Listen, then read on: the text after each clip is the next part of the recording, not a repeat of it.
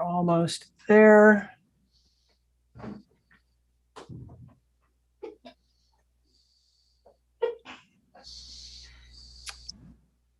Okay, so we are now live, and I'm going to go ahead and put up the agenda for you. So please commence at your pace.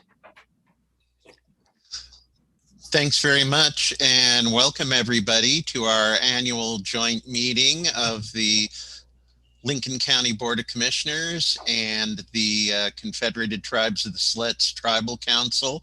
The genesis of these meetings goes back, I believe, to 2005, when we had a series of joint meetings between the council and the county commission, which led to the Tribal Council making the annual payment or donation, excuse me, for county services. And we've continued this dialogue as a yearly meeting to talk about issues of mutual concern to the constituents we all serve. So let's begin with introductions, and how about if Tribal Council and Tribal staff lead us off?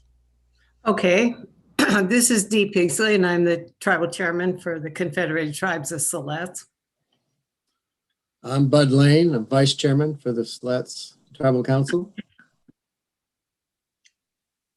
Good morning, Sharon Edenfield, Siletz Tribal Council. I apologize for my camera being off, but I'm really glitchy this morning. But good morning or good afternoon. Billy Butler, Siletz Tribal Council.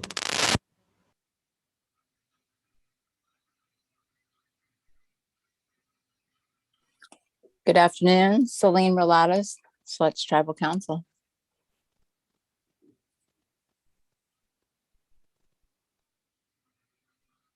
Angela Ramirez, Siletz Tribal Council. Name's Frank Espria, Siletz Tribal Council.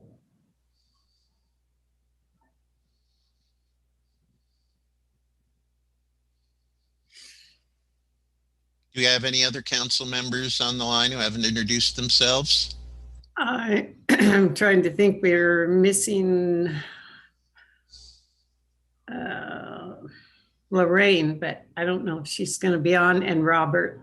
But go ahead with Mike Kennedy, our general manager. Okay. Afternoon, Mike Kennedy. I'm the interim general manager of the tribe. Hello, everybody. Lisa Norton, the assistant general manager.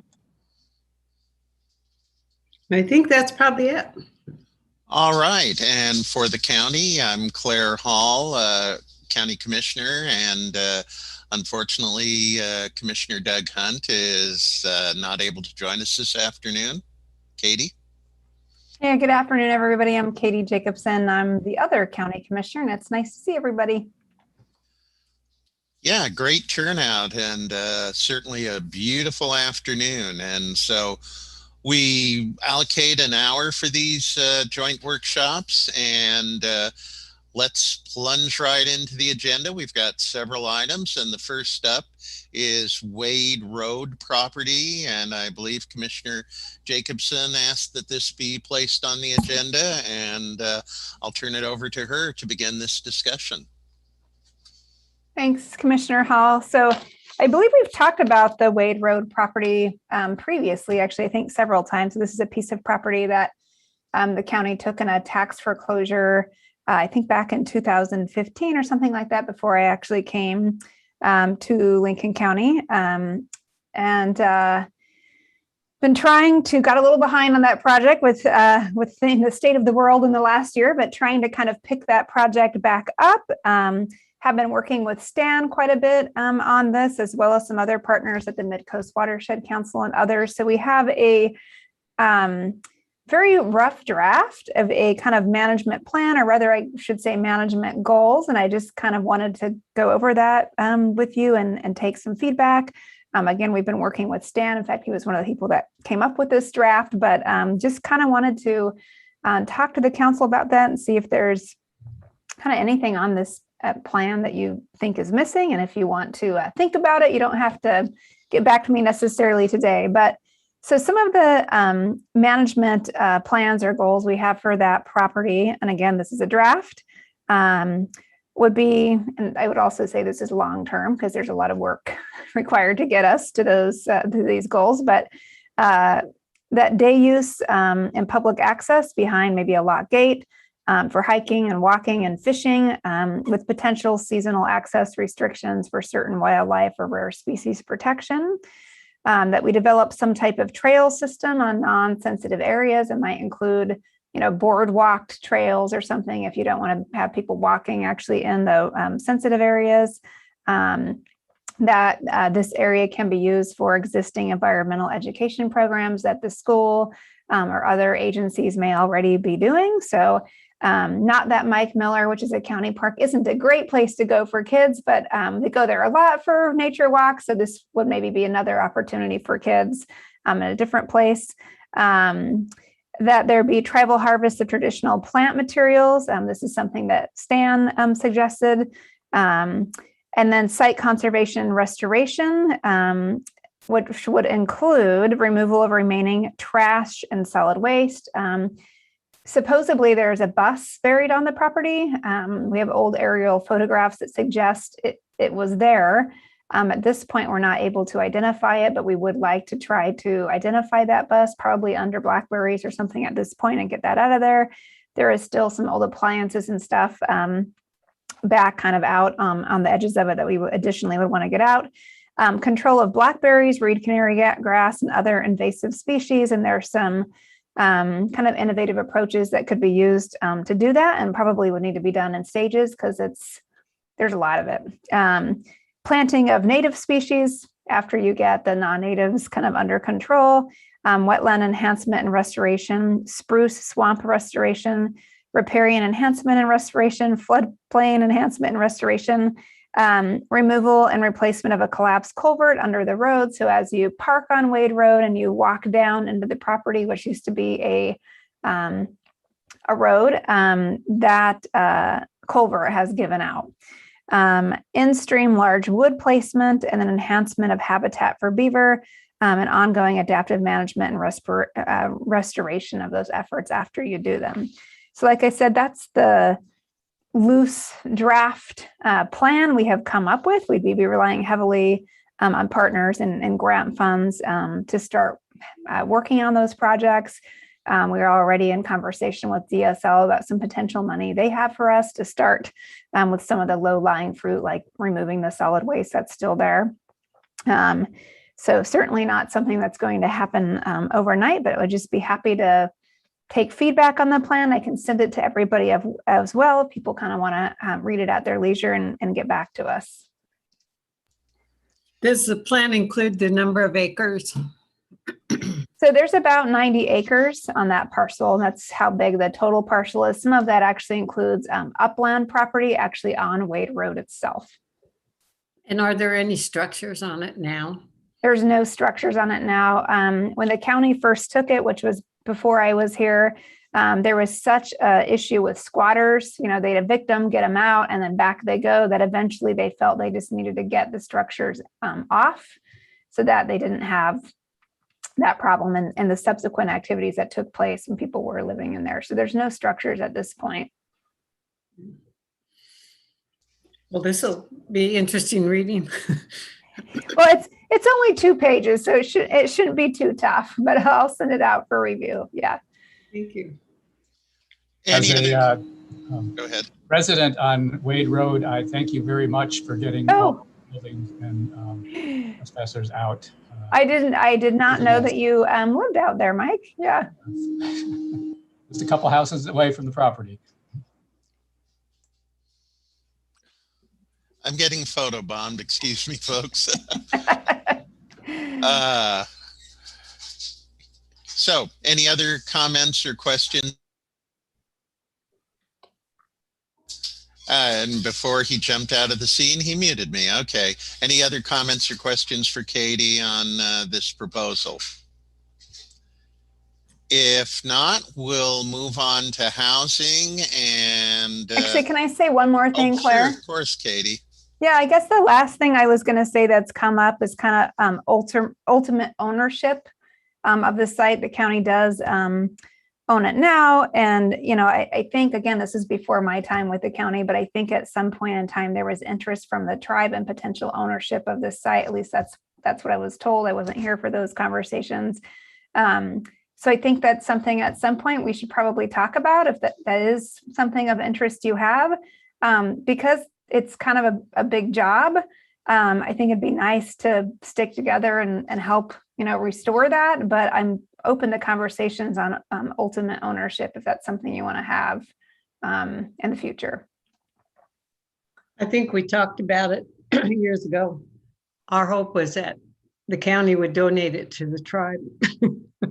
Yeah, I think we can totally have that talk. And I don't know, I mean, like I said, I think it needs a lot of work. And so, you know, I think if we maybe stuck together and, you know, helped kind of get some of this stuff going and got it maybe in a slightly better state of repair. I haven't talked to the full board about gifting it to the tribe, but I will just say my personal thought is I don't feel super good about giving it to you in the state that it's in. You know, I would like to try to work with some of our state partners and others and at least get some stuff going to where it's not, you know, here you go and there's all this work you now have to do on it. So I think if we could, like I said, you know, continue to work with Stan and get some momentum. Amy, our property manager, like I said, is in conversations with DSL on some potential resources. So if we could kind of get some stuff maybe cleaned up, and then I at least would feel like I'm in a better spot to want to gift that. I just feel like it needs some help, some collaboration, but that is something I would be in favor of. Ultimately, like I said, we have not had a full board discussion about that, but you know, I'm happy to chat with you guys about it and certainly have a conversation with Doug and Claire as well. Yeah, and it's something I'm completely open to. Yeah. And the tribe would be very much willing to work with you through this process. Yeah, Stan's already been a really great partner on that. And so we appreciate all of his time and help with us. And like I said, hopefully we can kind of get some resources and get things in a little better state, you know, to where the handoff doesn't come with, well, right now I feel like I would be giving swamp property, if you understand that joke. So I feel like maybe we could get it better and then talk about that. So, but I feel like there's maybe support here, and that's something we can talk about more in terms of timing as we kind of get under our feet and get this going. So good idea. Anything else on this topic? Yeah, hi, Katie. My name's Frank Espria, and I was just curious on that map that you just had on there. Could you show me where this area is?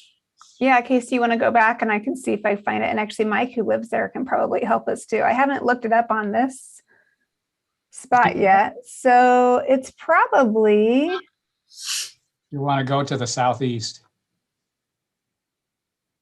That spot there is not the spot. Tell me where you want me to go. I'm a little directionally challenged. So zoom out. Okay. 5 o'clock. I'm zooming out.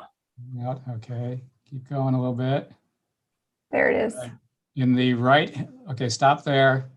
In the right-hand corner, there's a big light green area.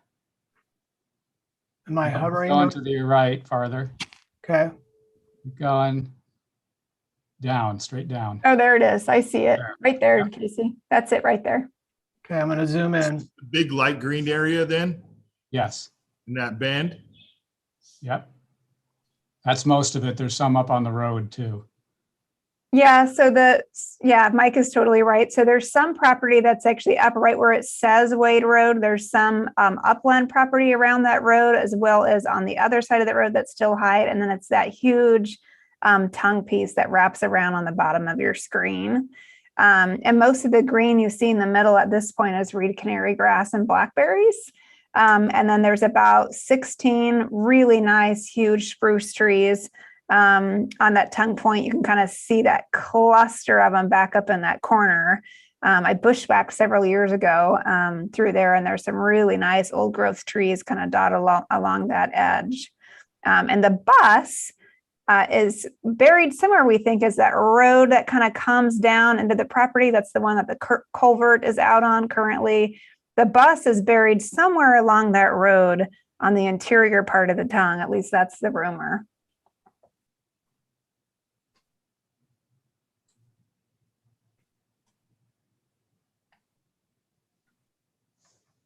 Would you want me to zoom into anything else? I appreciate that. Thank you. Okay. Okay, anything else on this topic? If not, we'll move to the second agenda item, which is housing. And to put it mildly, that's a pretty broad category. So is there any particular aspect of housing you were interested in discussing?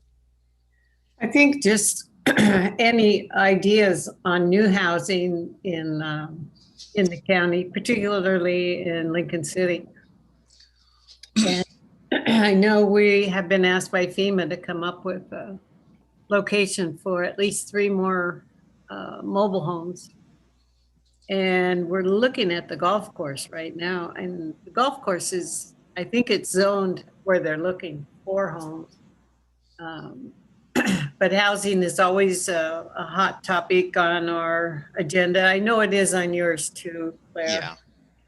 Well, Katie, could I make a few 50,000 foot level comments? And then since you're working the emergency housing and recovery housing angle, that I pass it off to you? Yeah, you do the 50,000 foot and I'll do the 2 feet. Sounds good. Okay. Well, the Oregon legislature wrapped up what was really a historic session for housing. 2 years ago, the budget for Oregon Housing and Community Services was a little over $300 million, which represented a record at the time. And in the session just wrapped up, the funding for housing of all types hit something like 900 million, which covers a broad swath from emergency housing to multifamily development, home ownership opportunities, and a chunk of money specifically dedicated toward fire recovery housing. But the big challenge now is going to be spending it. Somebody, I chair the Housing Stability Council, which is the state's main advisory council working with the housing agency on setting priorities for spending this money. And something I heard not from a member of the agency, but from somebody who watches the agency pretty closely said, it's wonderful to have this new resource, but by their estimate, the agency is going to have to hire and fill at least 140 new positions just to have the administrative capacity to be able to get this money out the door over the next couple of years. So one of my observations as we've discussed this is, scarcity certainly brings its challenges, but then abundance brings a whole new set of challenges. So Katie, since this morning we were discussing this very topic, I'd like to hand off to you right now. Thank you. Yeah, so I'll talk about the survivor piece and what I know. And I feel like this is kind of the joke about everyone being blind and touching an elephant. We all just have this one piece. So as far as wildfire survivor housing, first of all, I just want to say a big thank you to the tribe for basically doing an agreement with FEMA to get our survivors housed on FEMA trailers on your property. FEMA has said this is the first time they've ever had an agreement with the tribe to house non-tribal members. So just really, really deeply appreciate your partnership on that. In fact, when I first gave them the list of all the publicly held property we had, and I believe I reached out to UD and said, is it okay if I, put your name on this list? And you said, of course. When I gave them the list, they kind of said, oh, I don't know. We've never worked with the tribe. And I said, well, give them a call. They're happy to talk to you. So just a big thank you for that. So In the session that Claire was just talking about, there was several wildfire recovery. Well, originally there was one wildfire recovery bill that was going through. We had made several requests for our fire recovery efforts, including a $5 million ask for permanent survivor housing. That bill ended up getting kind of like chopped up and like pieced out into other bills that were going through, including several pieces that went into the Christmas tree bill through Ways and Means. The housing money at first sort of like vanished into thin air, and I couldn't find where it went. Eventually, I was able to track it down that it did go through and it passed through OCHS, but not specific for Lincoln County, more so a lot of money that came through for housing projects for communities impacted.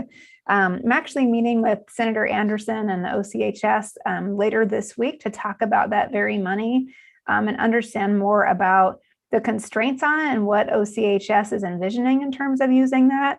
Our hope is that we could use that money, or the state could use that money to do some property acquisition and either building of homes or maybe buying the FEMA trailers at auction when they're done, because they were built to be more than temporary. I mean, the structures themselves, and possibly develop properties, especially for people that were renters, where those properties may not be available to them again, and create some home ownership pathways. So again, buy the property, develop the property, put on manufactured homes maybe, and then be able to do some type of selling program to those survivors to create home ownership pathways and kind of a revolving loan fund.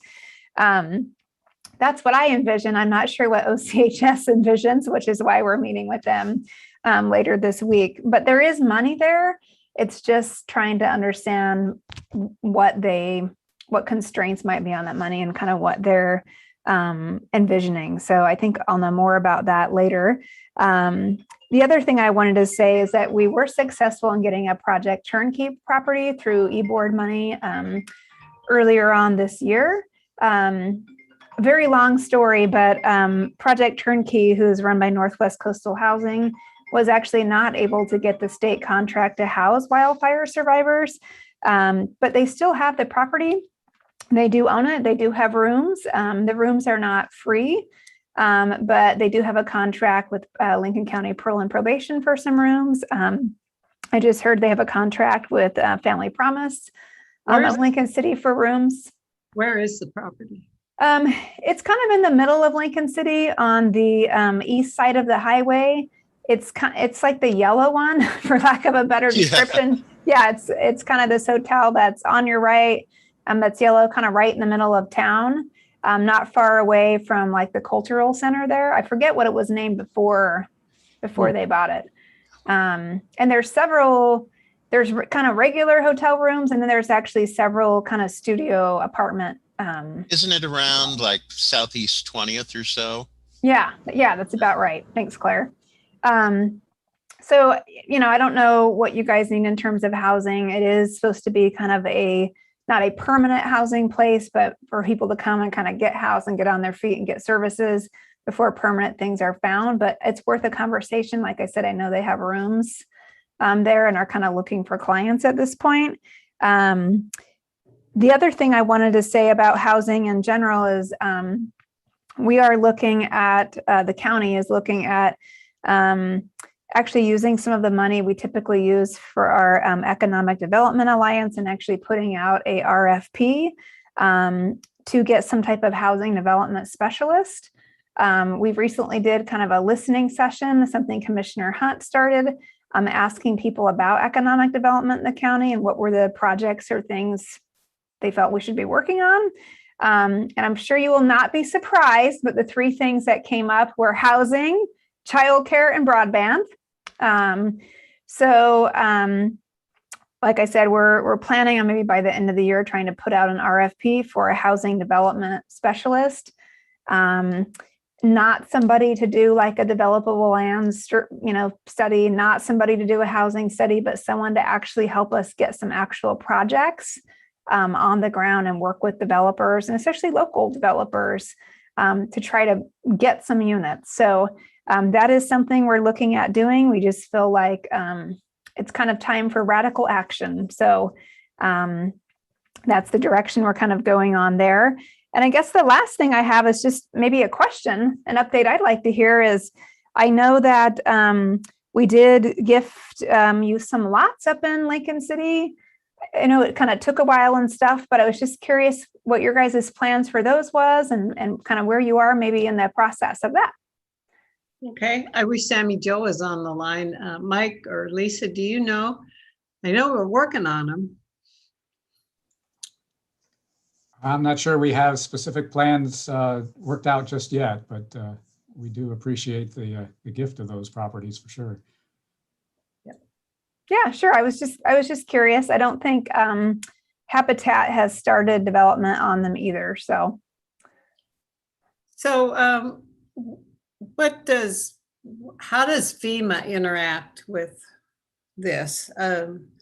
Because we're told that the trailers will be probably a 18-month stay, and then they'll be working on getting them into permanent homes. So I'm wondering, what is their role?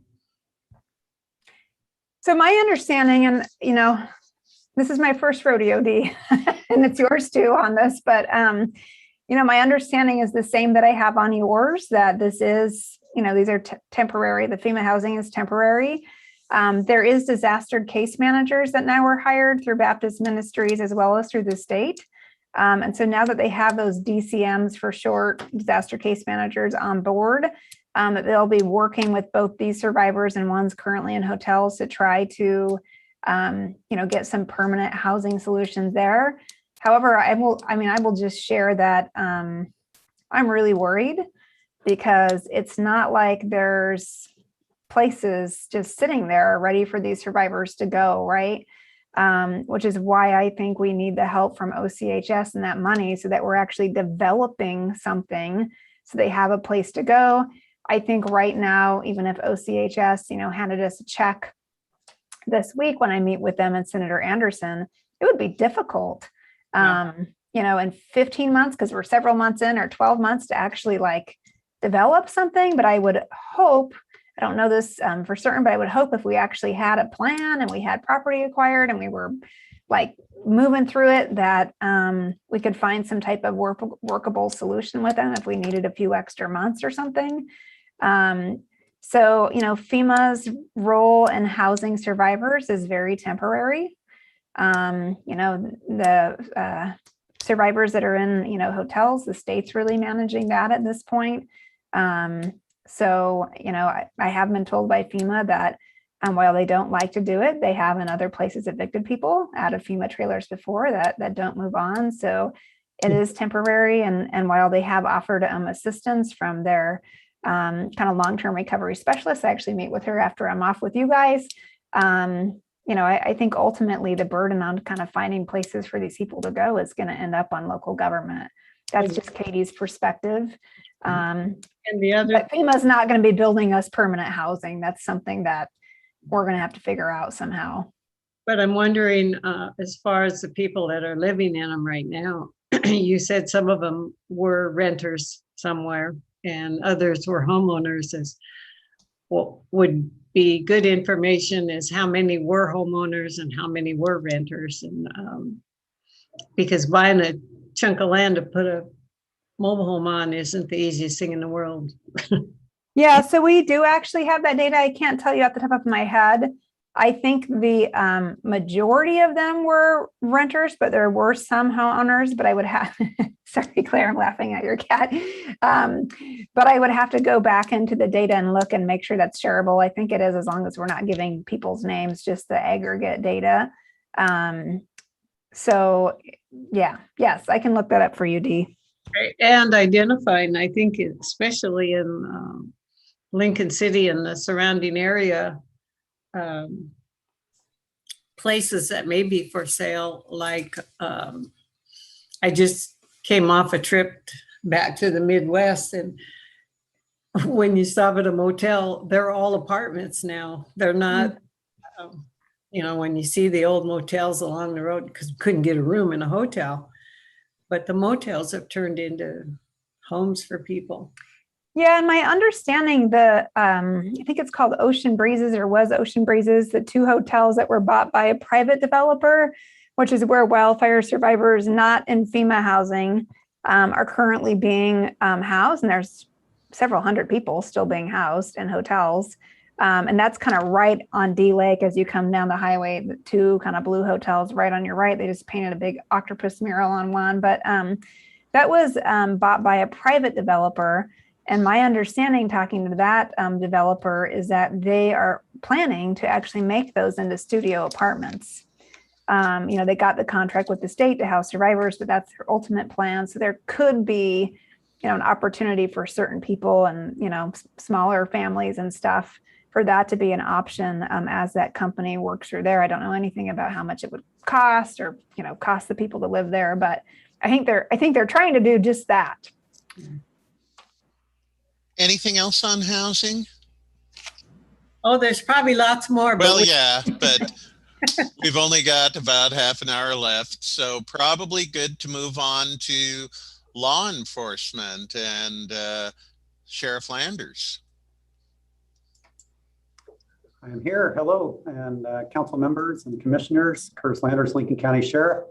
I'm not sure exactly what you want to discuss, but first of all, I wanted to take an opportunity to apologize for the huge oversight on our end that we recently discovered, thanks to Ms. Norton, with the budget. And I hope you all are aware of it, but what basically happened is when we realized that when we submitted the budget increase for this year, that it came back as, why was it so much?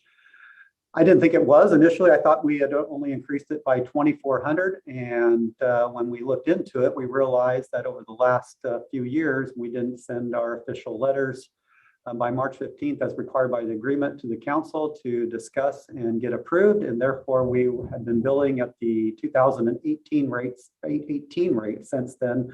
And I can imagine when this one came through, it was a sticker shock on you for that increase. And so I want to apologize for that. I know that I believe we have a meeting this Wednesday with Ms. Norton and I believe Mr. Kennedy and others in your staff and on our end to discuss how we can make this work. And so again, I just want to apologize to all of you since it was opportunity here and let you know that we'll work hard to make it right.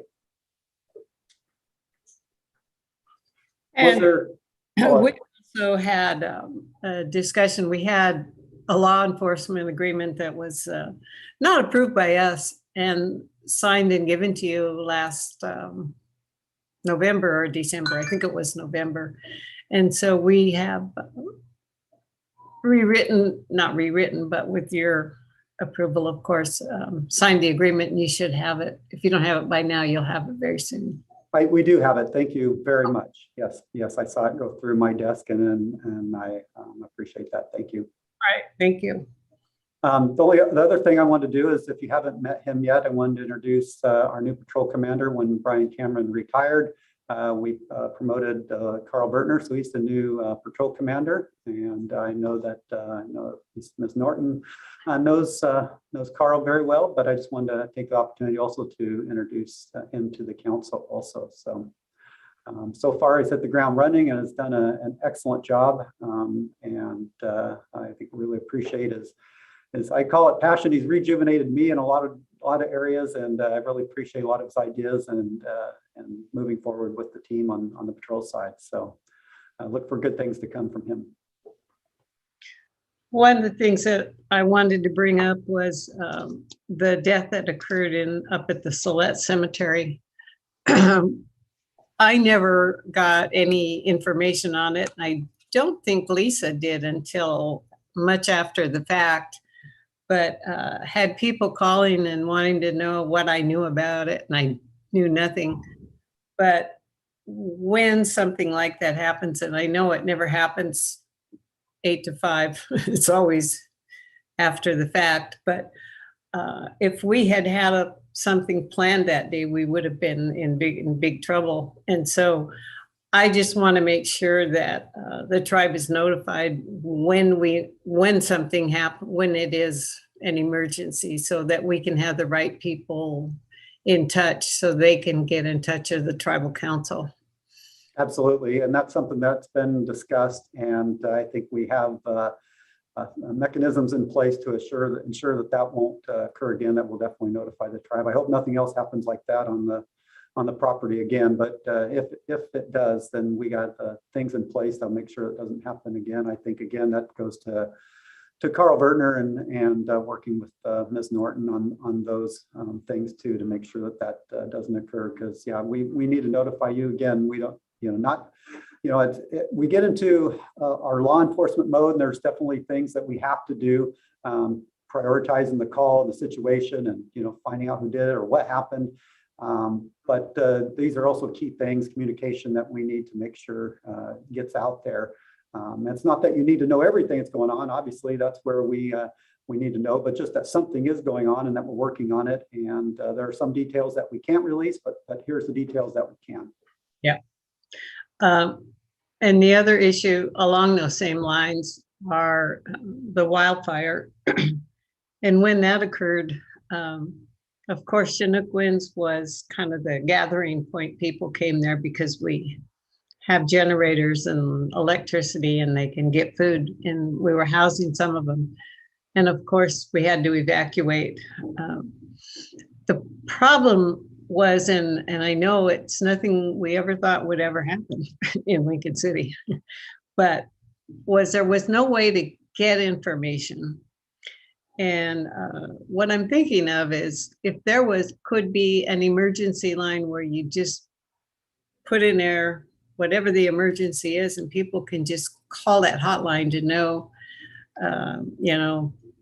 roads closed between Otis and Lincoln City, or North Lincoln City was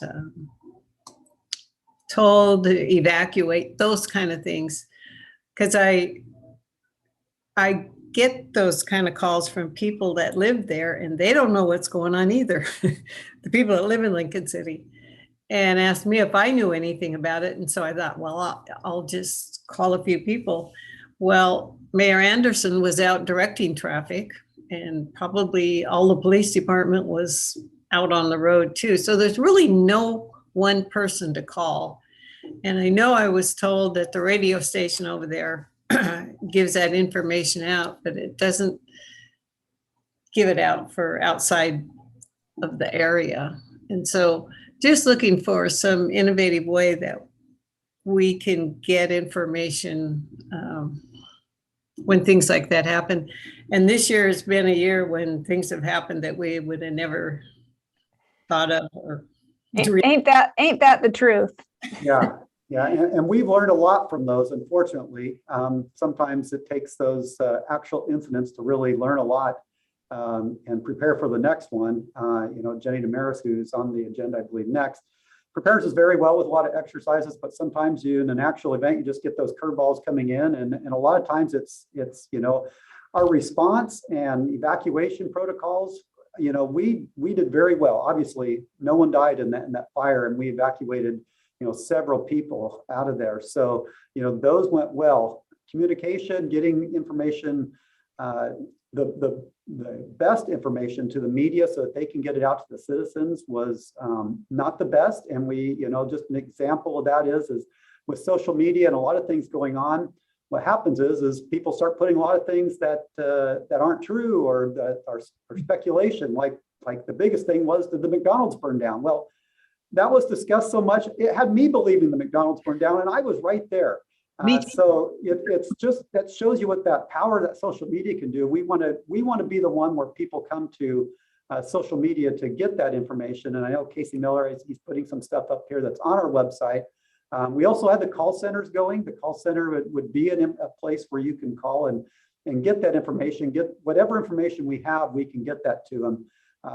You can see the call center line is on there that he's pointing to in there. So those are the things that were in place then. But again, just getting that information out, that's the information. I believe either probably both commissioners served some time in that call center, passing out information.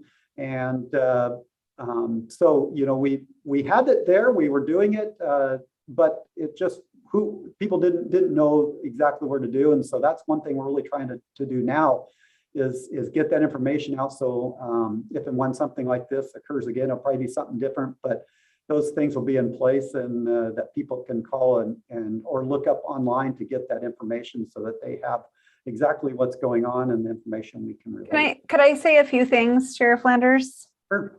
Yeah, I would just reiterate the call center, the numbers up there. I mean, I was there, I had several people calling. So some people did know about it, some people did not.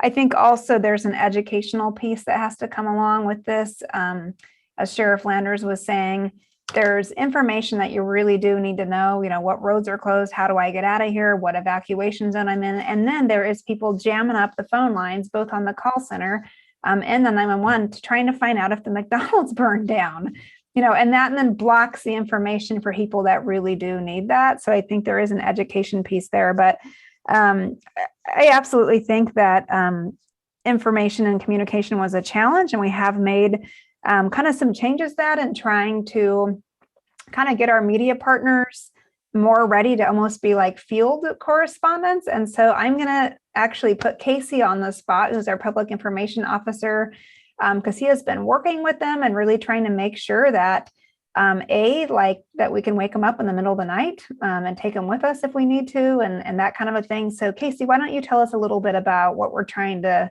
be prepared to do differently next time? Well, I think this, Echo Mountain really demonstrated to us that communication, spreading, awareness of the tools that we do have in place, it's just a constant. It's something that I don't think we'll ever be done with. We'll always be chipping away at it and trying to create awareness. Things change, people come in and out of our organizations.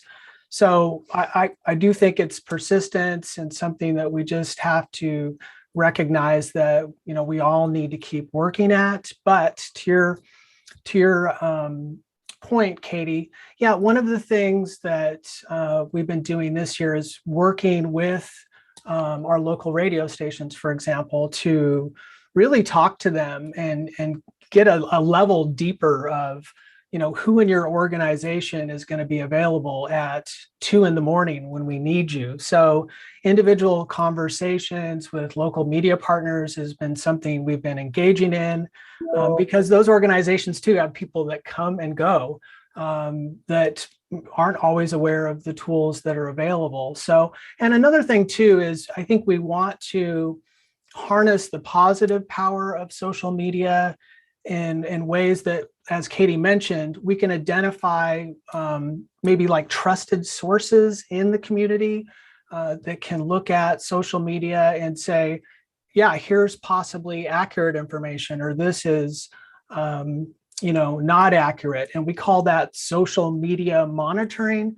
So we're definitely learning a lot from last September and, trying to develop that overall awareness increase. Community wildfire presentations have been virtual this year. I think some of the advantages there now are those are recorded. Everybody can tap them.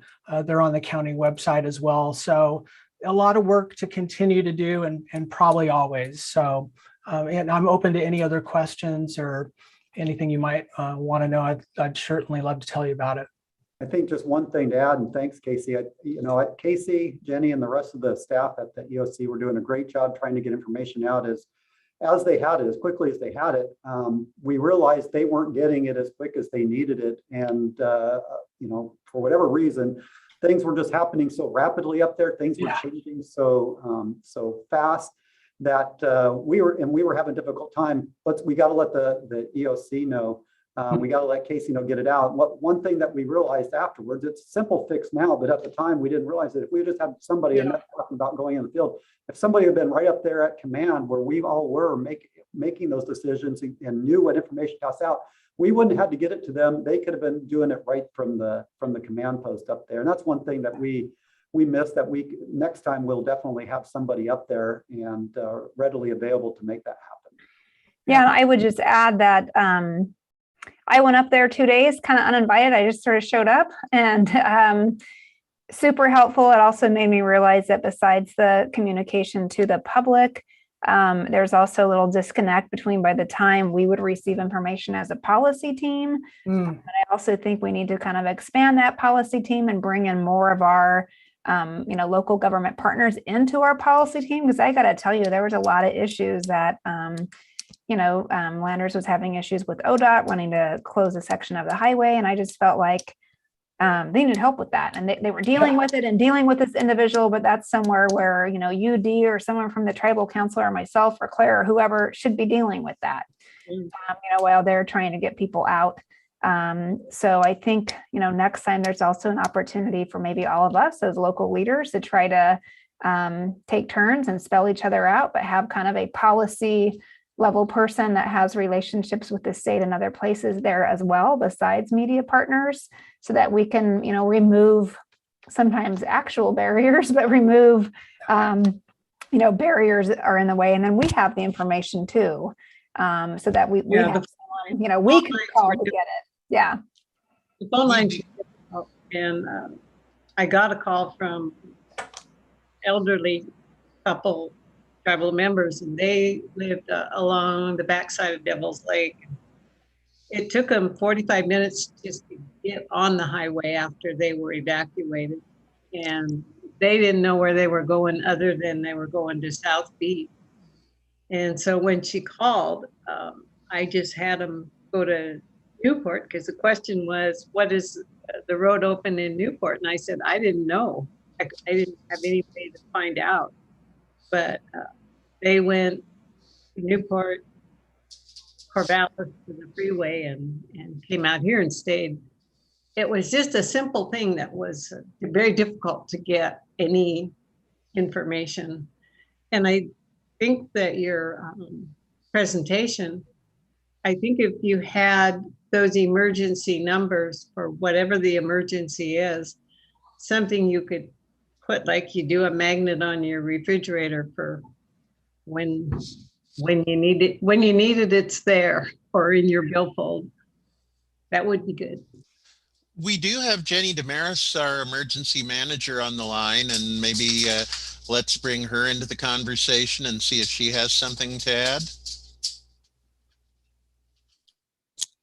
Sure, thank you. So Jenny Damaris, your county emergency manager. These are all really good conversations to have. It helps promote that preparedness level. And one of the things that we talk about in our wildfire presentation is to encourage folks to build that phone number right into your mobile phone contacts. So you actually make a contact for Lincoln County call center. Just keep in mind that it is not 24/7. It's only active when we have a response that requires evacuation of the public. And then the other one that we have is the non-emergency numbers for public safety and dispatch. So that way you know what is the right number to call for those specific agencies. We have toyed around with the idea about magnets or things like that, but they tend to get lost or they become very expensive. One of the things that we do have are the help okay signs. That's another thing to really promote, to have community members that they can put in their household windows, letting public safety know. We don't have the call center number on that template just because it was brand new before we actually had the call center and a permanent phone number in place, but future printings of the help okay signs will have that phone number on there. And then those are free and available, should be able to be picked up at any government agency or public safety office. So that's there. And Casey, if you could maybe go back to the main emergency management page, and then it'll just, click at the very top, emergency management, get us back to our main page. And then right there, it says active wildfires. So another way that our public information officers in the county EOC, this is our first stop of what we're going to do to be able to start filling in that information that was just mentioned. How do I find that right information? So this is basically a template page. We did have this page in place, but we will admit that it was a little hard to find. And so the first objective of the public information officers when we activate is to update the automated recording on the call center line, so that you can call that number even if we don't have staff there, that you can press 2 to start listening to that current conditions. And then this will be the next thing that will happen is the public information officers will put the banner at the top of the county website, and then you'll click that. It'll take you right to this page. And as that information starts coming into us at the county EOC, then we'll start filling it out. And right there for road closures, always tripcheck.com. They're the ones that should be keeping that information up for state roads. And we can also put county road closures on there as well. And then as that information comes into us or changes, we'll keep that county website up to date. And then the recorded information line for the call center. And then what we hope to be able to do is send out more frequent public information updates. We have our cooperator calls that we were doing once a day, but we're really going to try harder to get more information out via Lincoln Alerts through the email and of course to the local media. So that way you'll have that information more frequently, because we definitely heard that in all of our after action review process. Is there any actual Facebook posting or anything that you guys do? We were getting, everybody was getting a lot of bad information on Facebook, and we were getting inundated with calls that our casino had been burnt down, the golf course was burnt down, our house in the area, and we just didn't have a way to actually to counter those rumors on those sites exactly. So we have the Lincoln County Emergency Management Facebook page, which will be the first portal that will start pushing that information out. And then we'll share it out to the sheriff's office page and to through Health and Human Services. They have a wide audience as well. So that's really the first portals to go to the Lincoln County Emergency Management page. And then from there, once you have a fire that's large enough, the incident management team will actually create their own Facebook page specific to that fire. But that's probably more like 5 to 7 to 10 days out, depending on the size. And if you want to really sort of learn how that happens, I would encourage you go to the Bootleg Fire Facebook page. You can scroll all the way back to the beginning. And then what will happen is that incident management team really comes in and they take over the larger perspective of communicating what's happening in relation to that specific fire. So we'll start it initially, and then an incident management team will pick it up. They'll take it over, and then we will begin sharing their information. Jenny, and can I make a comment too to Bud's point? You know, it's almost like social media has grown faster than we've been able to mobilize staff to take care of it. You know, I really think it's pretty unbelievable about how hard it is to, you know, corral everyone on social media and point them to accurate information. It's you know, of course we need to keep working towards doing that, but it is a hard thing to do. I understand it. It is difficult. What the scary thing about it is a lot of people are making decisions that could be life and death decisions based on what they're seeing on there, any other information. So. Agreed. And one of the things that may be beneficial to perhaps out of all the wildfire videos that we have, to maybe really promote the one on emergency notifications and evacuations. That's probably the most valuable presentation that we could get community members to listen to, because it talks about how do you stay informed during the event. How do you know when you're going to be notified? What does that mean to be notified? How will law enforcement and fire officials contact you at your doorstep? What you need to do, and then how you stay informed after you evacuate. So this probably would be the most valuable presentation to try and push out to community members to really inform them the pre-event, evacuating, and then once you've evacuated information. And you know what? That is all excellent information. However, in the emergency itself, it's like, you know, I don't know if anybody's sitting down and going through these types of things. Yeah.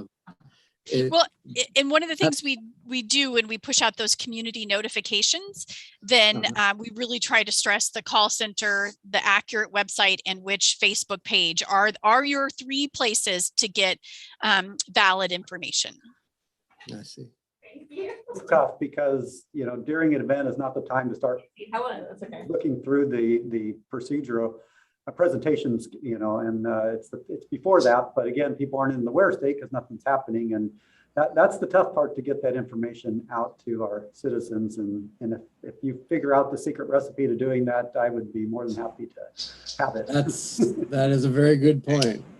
We're at 4 minutes to 2 o'clock and one very big topic left, water. And who brought that to the agenda? And can we get some sideboards on it so we can at least do a brief discussion on the topic? And somehow I imagine our resident water expert, Commissioner Jacobson, will be lead on discussion. Excuse me, this is Sharon Edenfield. I have to jump off for another Zoom. Okay. So I do have a couple of questions and concerns on the law enforcement. So I'll just get with Mike and Lisa. I couldn't make the meeting when it was scheduled, so I'll just get with them on my questions and concerns. But thank you for meeting with us and have a good day. Thank you. I think the water issue is a giant issue, and particularly now. I put it on because I was curious. I saw where the legislature is giving the county some money for the water dam that was going to happen. I forget the name of it, in Newport. Yeah, that's going to the city of Newport for replacement upgrade of that dam.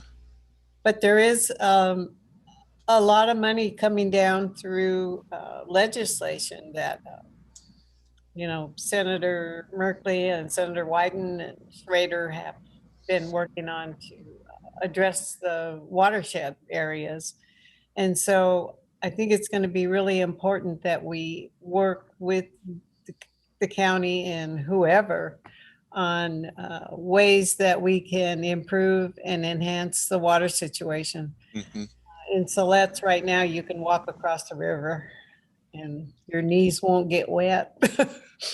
Yeah, I will just say that there is some kind of community leaders and folks that are trying to get some momentum to look at Rocky Creek again as a potential regional water supply source. And I don't know if they've come and talked to the tribal councilor about that directly or not, but I think maybe it's worth having a conversation about. So, I don't know if you want them to come present to you, or I'm happy to come to one of your tribal council meetings to kind of talk about this as well. But there was so much work put in Rocky Creek previously before my time. Claire probably remembers all of that. Mm-hmm. Cities of Newport and Lincoln City just put a whole lot of money into it, looked at it, and then for various reasons kind of walked away. And my personal feeling is it's probably at least worth a look again, even to see if maybe there's been some technology changes or something like that that maybe would make that project easier. Because I agree with you. I think it's just going to get worse. And I think we are going to have to start to get creative here on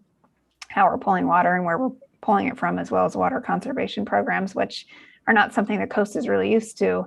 So anyways, I'm happy to put you in touch with that person, Dee, or like I said, to come out to one of your meetings sometime, if that would be helpful. Well, I think 5 or 6 years ago, maybe longer, we brought the water situation up, and no one had a problem with the water in the county or the state of Oregon at the time. And now it's a desperate problem. Yep. And so I think it behooves us that whatever our plan is, and I know the tribes are going forth with a plan for the state of Oregon, and I think all 9 tribes have signed off on water policy. But I think it would behoove us, the tribe in this city and the county, to take a hard look and come up with some ideas, because there will be money available to help, which we didn't have before. So I think that's something future. Maybe we could meet and talk about it within the next 3 to 6 months, just because we're looking at a rugged summer here. Sure. Do you Yes, want we me are. to, as a follow-up, do you want me to maybe send you and Mike an email, Dee, and we can find a time to sit down and hash some stuff out? Okay. That's good. All right, then. It has been, I think, a very good and productive hour. Lots of dialogue on some very important topics. So thanks to all tribal council and staff representatives for being with us this afternoon. And I know we've already lost a couple of folks, and a couple of other folks have to move on to other meetings. So we'll bring this meeting for 2021 to a close. But I think as we heard on dialogue on several issues, it's the dialogue and the problem solving will continue. So thank you all and have a great rest of your day. Thank you. I appreciate the time with you, and I look forward to us sitting at a table. Next year, for sure. That will be wonderful, won't it? Yes. Thank you. Thank you. Bye. Bye now.